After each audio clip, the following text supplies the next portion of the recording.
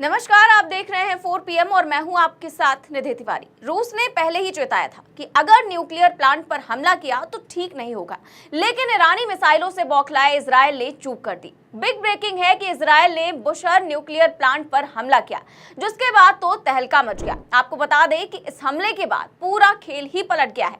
America ने भी Israel से पल्ला झाड़ लिया है और तो और मुस्लिम देश ईरान के साथ खड़े हो गए हैं। तो इजरायल ने ऐसा क्या किया है कि ट्रंप भी भाग खड़े हुए, और अब इजरायल आखिर क्यों ईरान के सामने गिड़गिड़ाने को मजबूर है, इस पर ज्यादा जानकारी के लिए हमारे साथ मौजूद हैं प्रियंका जी। तो प्रियंका जी, आपने सुबह से इन खबरों पर नजर बनाई हुई है और लगातार आप इन खबरों को कवर भी कर रही है, तो क्या आपको लगता है कि ईरान से पंगा लेना इजरायल को भारी पड़ गया है, और आखिर क्यों ट्रंप ने पलटी मार दी है, और क्या न्यूक्लियर प्लांट पर हमला करके इजरायल ने बहुत बड़ी मिस्टेक कर दी है? बहुत बड़ी मिस्टेक कर दी है निधि, और ये अपने आप में एक ब्लंडर मिस्टेक कही जाएगी। आपको बता दें, जो इजरायल ने करके दिखाया है ये अपने आप में बेहद शर्मनाक है। फिलहाल मैं आपको बता दूं, बुशहर पावर प्लांट पर हमला किया गया है। ये एक न्यूक्लियर पावर प्लांट है और इस न्यूक्लियर पावर प्लांट के जरिए एनर्जी को जनरेट किया जाता है, ना कि ईरान किसी तरीके से न्यूक्लियर बम बना रहा है, पहली बात। और दूसरा, मैं यहाँ पर आपको बता दूं, अगर मैं आपको मैप दिखाऊं तो यहाँ पर आप देख सकती हैं कि बुशहर पावर प्लांट के आसपास जितने भी देश हैं वो खतरे के दायरे में आ गए हैं। आप देख सकती हैं यहाँ पर ईरान है, उसके बाद ये जो रेड सिग्नल बना हुआ है जहाँ पर पॉइंटेड है वहां पर बुशहर पावर प्लांट है। उसके आसपास अगर आप देखेंगी तो Kuwait, Bahrain, Qatar, United Arab अमीरात, मस्कट, ओमान, कई देश हैं और ये देश मुस्लिम देश हैं। पहले भी आप जानती हैं कि खामनेई ने किस तरीके से हैदर खैबर के नाम पर इस जंग को इस्लामिक रंग दे दिया, और उसके बाद इजरायल ने जब अब न्यूक्लियर पावर प्लांट पर हमला कर दिया है, इसके बाद से ये देश भी अब ईरान के साथ खड़े हो गए हैं, मजबूर हो गए हैं ये देश, क्योंकि इन देशों को भी अब खतरा दिखाई दे रहा है, क्योंकि इजरायल अब बौखला रहा है। जिस तरीके से ईरान ने ताबड़तोड़ मिसाइलें दागी हैं, इसके चक्कर में इजरायल अब बुरी तरीके से फंस गया है। सोचा था कि ट्रंप धमकाएंगे तो सरेंडर हो जाएगा, लेकिन सरेंडर तो छोड़िए, खामनेई ने कह दिया कि अमेरिका को भी इसका अंजाम भुगतना होगा।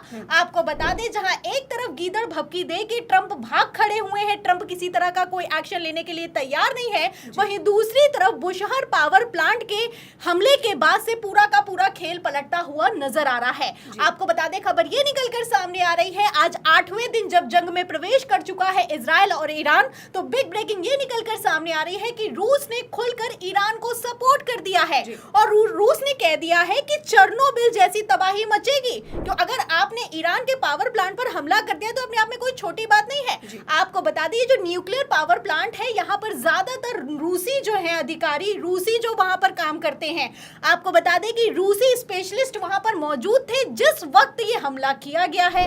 अब ये हमला हुआ है, इस हमले के बाद बवाल खड़ा हो गया। अब जब बवाल खड़ा हुआ है तो खामनेई के साथ पुतिन खुलकर सामने आ गए हैं। खबर भी मौजूद है, खबर दिखा भी देती हूँ, आज तक की खबर देखिए, इसमें लिखा भी हुआ है कि खामनेई संग पुतिन, अब होगी असली जंग, रूस की सीधी चेतावनी के बाद अब ट्रंप पर टिकी निगाहें। तो ट्रंप पर सबकी निगाहें टिकी हुई हैं, लेकिन ट्रंप कुछ बोलने के लिए तैयार नहीं है। ट्रंप सिर्फ एक तरीके से देखा जाए तो ये ऐसा राष्ट्रपति है जो कि सिर्फ जुमलेबाजी करता है, गीदड़ भभकी देता है, अभी कुछ और कहता है और अगले ही पल कुछ और कहता है।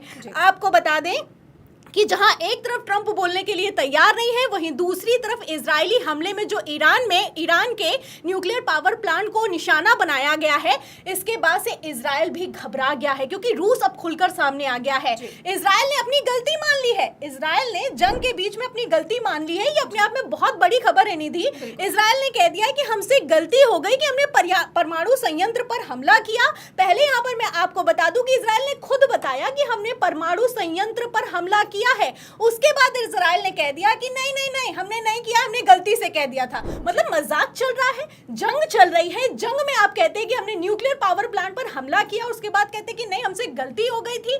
फिलहाल इजरायल से कोई गलती नहीं हुई है, ये भारी चूक है। इससे के चलते इजरायल भाग खड़ा हुआ। इजरायल अच्छे से जानता है कि ईरान के साथ कई देश खड़े हो जाएंगे, और जिस तरीके से इजरायल ने न्यूक्लियर पावर प्लांट को निशाना बनाया, उसके बाद तो अमेरिका भी सपोर्ट करने वाला नहीं है। आपको बता दें कि कि ये जो खबर निकलकर सामने आई है, एक तरफ इजराइल भाग खड़ा हुआ है, वहीं दूसरी तरफ ईरान ने तो कह दिया है कि हाँ इन लोगों ने हमला किया है लेकिन किसी तरह का कोई रिसाव नहीं हुआ है। अगर मान लीजिए न्यूक्लियर का रिसाव हो जाता तो पूरी दुनिया का क्या होता, सवाल खड़ा होता है। कई तरीके के सवाल खड़े होते हैं। फिलहाल इन सब के बीच बड़ी खबर आज ये निकलकर सामने आ रही है निधि कि ट्रंप ने कह दिया है कि हम 2 हफ्ते में फैसला लेंगे कि हमें ईरान पर हमला करना है कि नहीं करना है। जिस तरीके से G7 से भागे थे डोनाल्ड ट्रंप, लगने लगा था कि अगले ही दिन हमला हो जाएगा, अब तो ईरान पर कब्जा कर लेंगे। लेकिन ईरान पर हमला तो छोड़िए, कह रहे हैं कि 2 हफ्ते बाद फैसला लेंगे।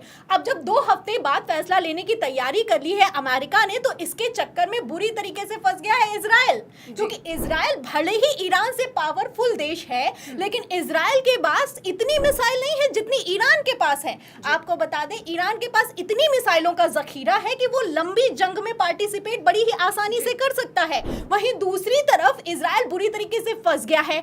आपको बता दें निधि, द वॉल स्ट्रीट जर्नल ने खबर छाप दी है कि इजराइल के पास अब जो डिफेंसिव इंटरसेप्टर है, मिसाइल है, हथियार हैं, वो खत्म हो चुके हैं और इजराइल 10 दिनों से ज्यादा जंग में टिक नहीं पाएगा।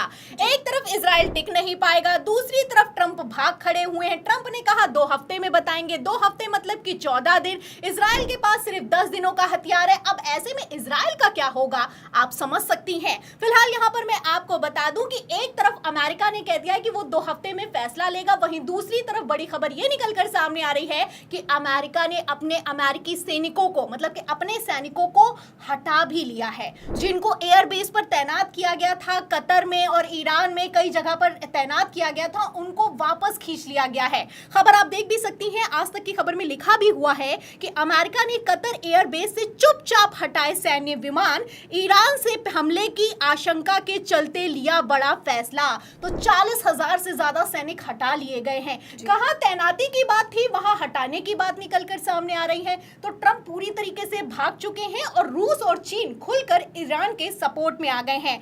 आपको बता दें, पहले खबर निकलकर सामने आ रही थी कि 6 देशों में 9 अमेरिकी बेसों पर ईरान की घेराबंदी की जा रही है।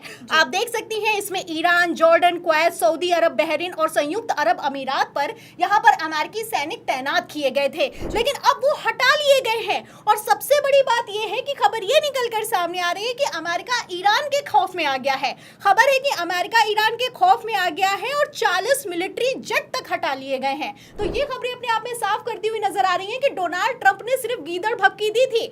आपको बता दें कि जो डोनाल्ड ट्रंप है, उनके साथ उन्हीं के सांसद नहीं खड़े हुए हैं। उन्हीं के सांसद अमेरिका में उनका विरोध कर रहे हैं और कह रहे हैं कि अगर आपने इजराइल को सपोर्ट किया और युद्ध हो गया और अमेरिका बड़ी जंग में फंस गया, तो हम डोनाल्ड ट्रंप को सपोर्ट नहीं करेंगे किसी तरीके से। तो इन एक एक खबरों से आप अंदाजा लगा सकती हैं निधि कि किस तरीके से अमेरिका ने पल्ला झाड़ लिया है, इजराइल फंस गया है और ईरान ने बढ़त बनाई है और रूस ने भी ईरान को सपोर्ट कर दिया है। निधि जी, तो अमेरिका अब भाग खड़ा हुआ है और इजराइल बुरी तरीके से फंस गया है क्योंकि रूस ने पूरी तरीके से ईरान को सपोर्ट कर दिया है। तो ऐसे में आपको क्या लगता है कि क्या अब इजराइल इस युद्ध में पीछे हटने को मजबूर हो सकता है? अपनी राय हमें कमेंट बॉक्स में जरूर बताएं। चैनल को सब्सक्राइब भी करें और ज्वाइन भी करें। नमस्कार।